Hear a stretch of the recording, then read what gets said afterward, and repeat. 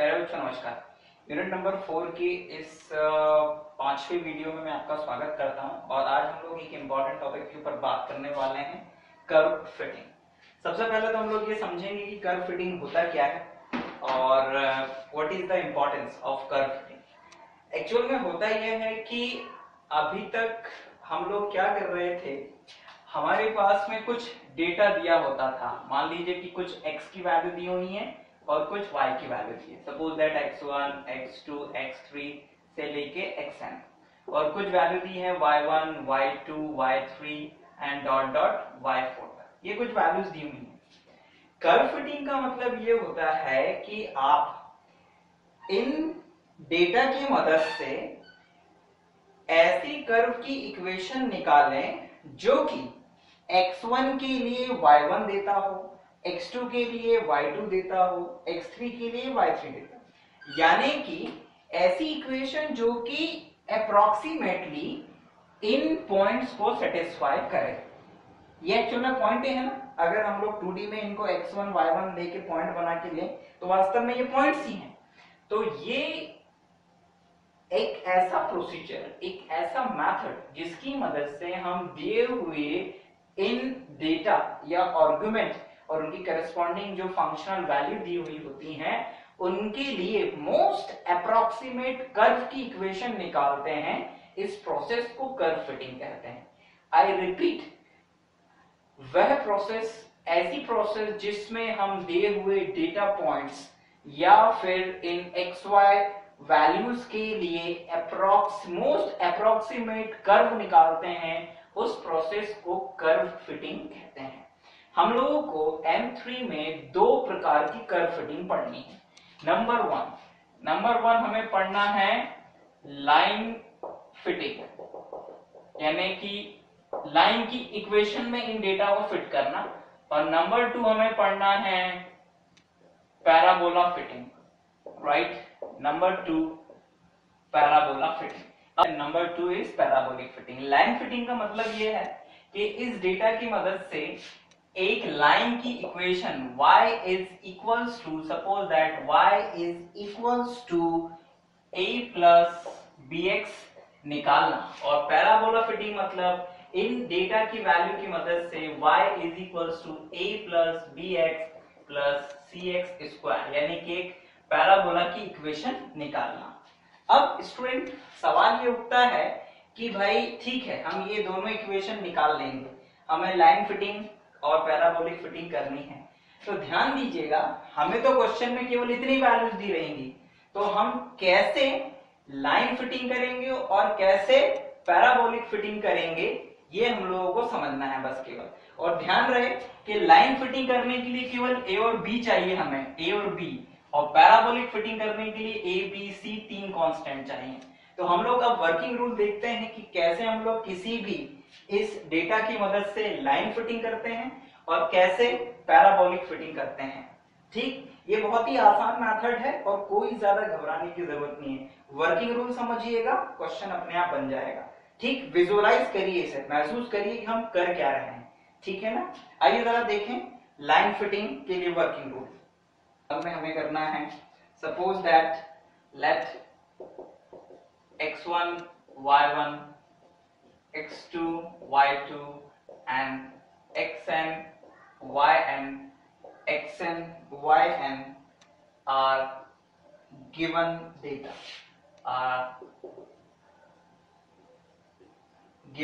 data, ठीक, ये given है। फाइंड, इसकी मदद से हम, अब चाहो तो आप स्टेप 2 ले लो। Step 2, find summation y, find summation xy, find summation x and summation x square। ठीक, x स्क्वायर का मतलब इस x का पूरे का स्क्वायर करके एक और कॉलम बना लेंगे, उन सबका स्क्वायर और उनका सम, राइट। ये तो समेशन x है, ये समेशन y है। ठीक, x का स्क्वायर कर लेंगे तो समेशन x स्क्वायर आ जाएगा, इन दोनों को मल्टीप्लाई कर लेंगे तो समेशन xy निकल आएगा। तो इतनी चीजें हम लोगों को निकालनी है। ना उसके बाद स्टेप नंबर 3 में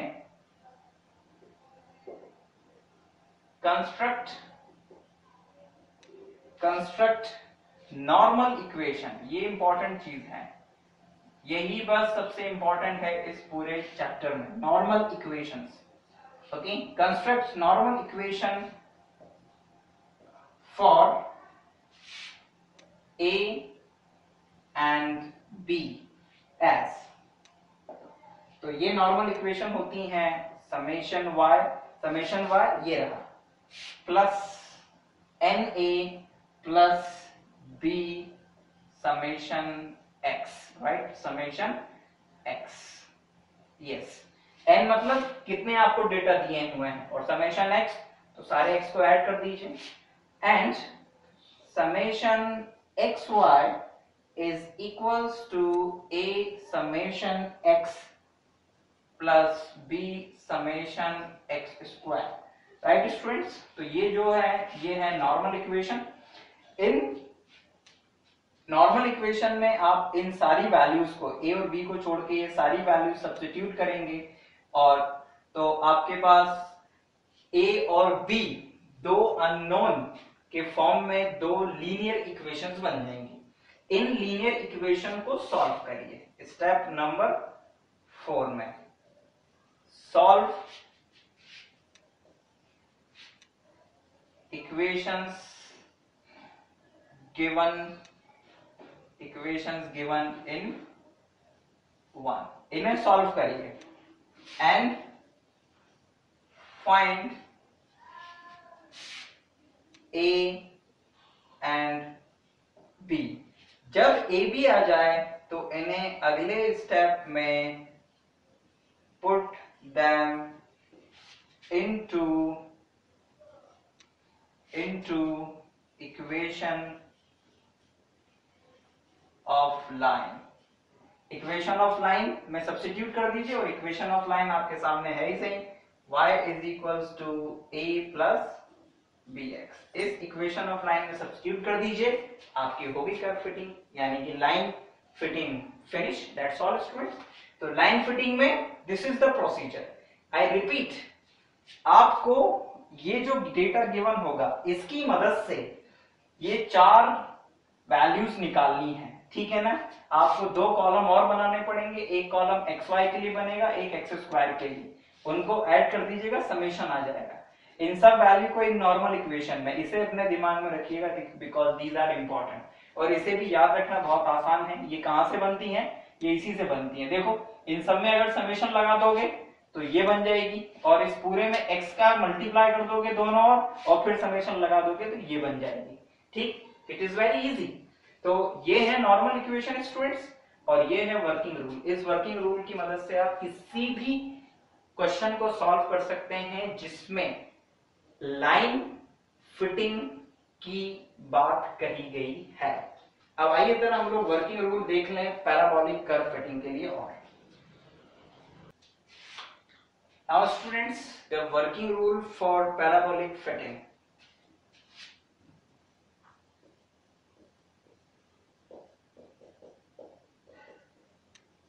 पैराबोलिक फिटिंग और हमें y is equals to a plus bx plus cx square ये इक्वेशन फाइंड करनी है स्टूडेंट्स।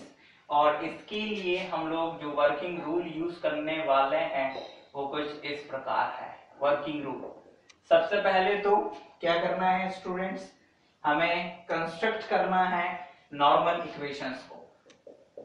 कंस्ट्रक्ट नॉर्मल इक्वेशंस, तो नॉर्मल इक्वेशंस कंस्ट्रक्ट करेंगे। सबसे पहले तो वही समेशन लगा दीजिए पूरे में एस।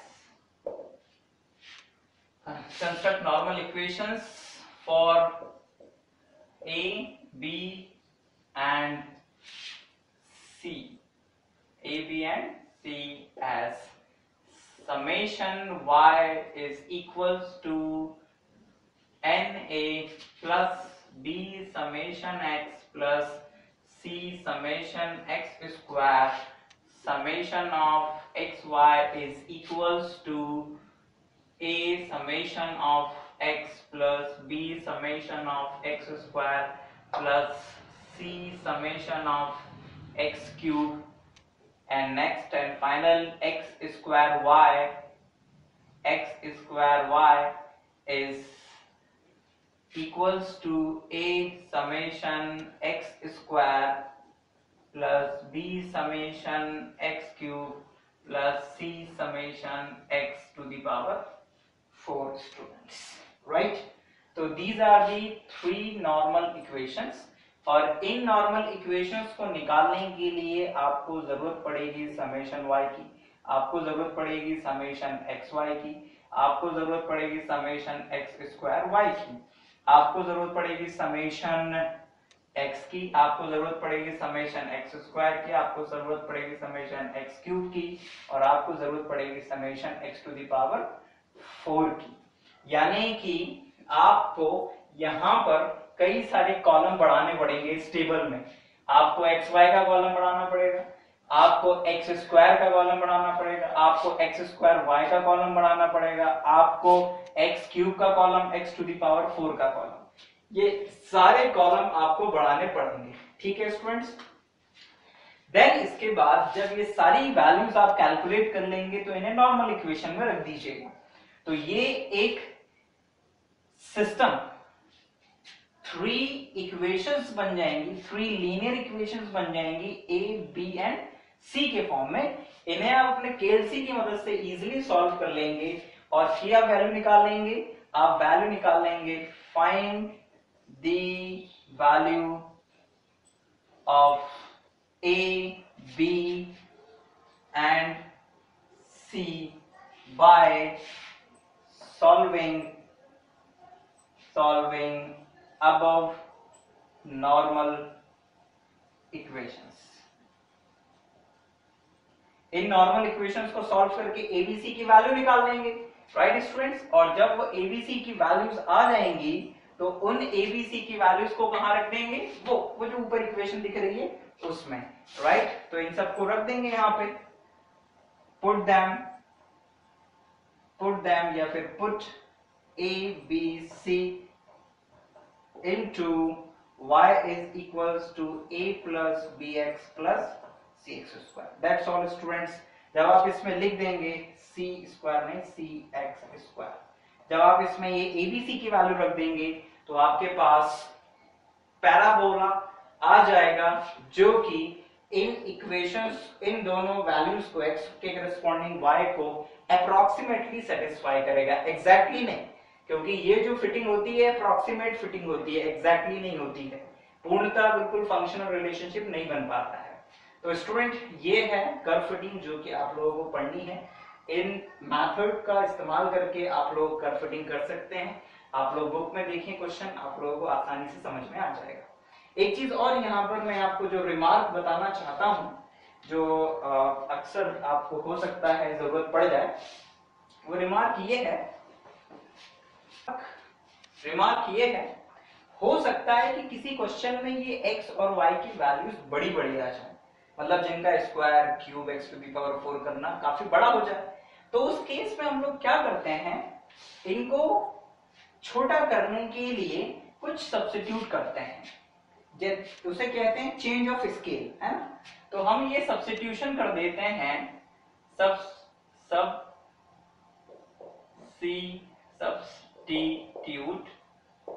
सब्स्टिट्यूट हम लोग क्या सब्स्टिट्यूट कर देते हैं, हम लोग u is equals to x minus a और v is equals to y minus b, इन दो वैल्यूज को सब्स्टिट्यूट कर देते हैं। जहां पर a जो होता है वो होता है assumed mean for x values, और जो b होता है वो होता है assumed mean for y values. Yes, तो इन दोनों assumed mean की मदद से जो u और v निकलेंगे वो छोटे होंगे इनसे। अगर फिर भी बड़े आ रहे हों तो आप चाहें तो इनको किसी एक खास नंबर से डिवाइड भी कर सकते हैं जो इन सब में कॉमन, जिसकी मदद से आप इसे और छोटा बना सकें। तो आप चाहें तो यहाँ पर कुछ डिवाइड भी कर सकते हैं, any number by any number. अब क्वेश्चन ये अराइज होता है कि फिर तो हमारे पास u और v के कॉलम बनेंगे, तो u और v को वैसे ही इस्तेमाल करिएगा उस पुराने वर्किंग रूल में जैसे आपने x और y को इस्तेमाल किया था। यानी कि अब आप अगर लाइन की फिटिंग कर रहे हैं, तो आपकी जो लाइन फिटिंग है वो कुछ इस तरह से होगी, v is equals to a plus b u, right? मतलब u v काम करेगा y का और u काम करेगा x का, ठीक? तो अगर ये है कर्व फिटिंग तो इसकी नॉर्मल इक्वेशंस क्या होंगी? नॉर्मल इक्वेशंस होंगी summation v is equals to na plus b summation u, और यहां पे summation uv is equals to a summation u plus b summation u square. तो आप क्या निकालेंगे? आप समेशन u स्क्वायर निकालेंगे, समेशन u निकालेंगे, समेशन v निकालेंगे, समेशन uv निकालेंगे, और जब इन सारी वैल्यूज को यहां सब्स्टिट्यूट करेंगे तो आपको a और b में दो लीनियर इक्वेशंस बनेंगी, उन्हें आप सॉल्व करेंगे, a और b की वैल्यू निकालेंगे और इसमें रख देंगे। लेकिन ध्यान रहे जो a b की वैल्यू आएंगी यहां से a और b जब आप इसमें रख देंगे तो जो आंसर आएगा वो आपका आंसर नहीं होगा, आपको इसे थोड़ा और सिंप्लीफाई करके v की जगह पर जो आपने यहां सब्स्टिट्यूशन किया है y माइनस b ये रखेंगे। This is equals to what? This is equals to a plus b, और u की जगह आपने क्या रखा था? x minus a। तो आप जब ये कर देंगे तो जो x और y में रिलेशनशिप बनेगा वो आपकी एक्चुअल में कर्व फिटिंग होगी, ना कि ये, राइट? तो ये प्रोसीजर आप तब अडॉप्ट करें जब आपके पास बड़ी बड़ी वैल्यूज आए x और y की, और सेम प्रोसीजर फिर किसके लिए हो जाता है? पैराबोलिक फिटिंग के लिए भी हो जाता है, उसमें भी सेम काम हो जाएगा। आपकी जो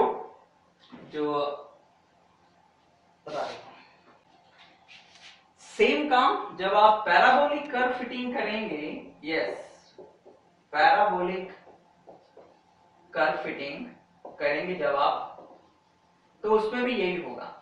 तो उसमें भी जब u और v आप कॉलम बना लेंगे उनको छोटा करने के लिए, तो वहां पर जो पैराबोलिक कर्व फिटिंग है उसमें जो इक्वेशन है वो नहीं रहेगी जो पहले थी, y is equal to a plus B X plus C X square. ये अब कन्वर्ट होके v is equal to a plus B U plus C U square हो जाएगी, और पूरी नॉर्मल इक्वेशंस भी u और v में ही निकाली जाएंगी। वैल्यू निकालो, सॉल्व करोगे, मतलब नॉर्मल इक्वेशन बनाओगे, एबीसी की वैल्यू रखोगे, इसमें सब्स्टिट्यूट करोगे, ठीक, एबीसी की वैल्यूज को। लेकिन ये जो रिलेशन आएगा वो आपका आंसर नहीं, क्योंकि वो तो u और v में आया है।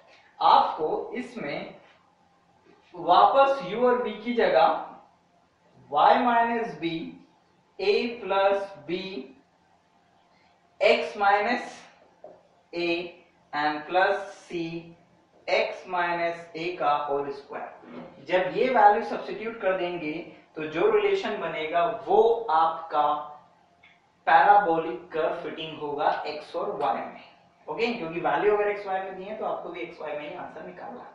तो ये शॉर्ट में स्टूडेंट्स मैंने वर्किंग रूल आपको बताया कर्व फिटिंग के लिए, जो कि आपको आखिरी टाइम में मदद करेगा कर्व फिटिंग के क्वेश्चंस को सॉल्व करने में। क्वेश्चन बहुत ही इजी है, आप इस वर्किंग रूल को समझिए और फिर क्वेश्चन को देखिएगा, आपको समझ में आएगा।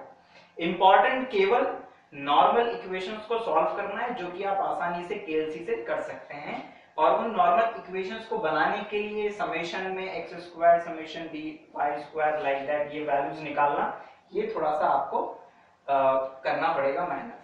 तो लाइन की curve fitting very easy, and parabola की थोड़ा ध्यान से आराम से करिएगा, एक दो क्वेश्चन प्रैक्टिस करके जाइए, क्वेश्चन आराम से बन जाएंगे। हालांकि इस यूनिट में जो है लास्ट जो शुरुआत के 4 मेथड हैं, अगर आप वही ओडी के लिए कर लें तो भी आपका पूरा एक यूनिट तैयार हो जाता है। So thank you very much student for watching. आपको कोई भी प्रॉब्लम आती है आप हमसे पूछ सकते हैं, हम आपके लिए हमेशा अवेलेबल हैं। Thank you very much.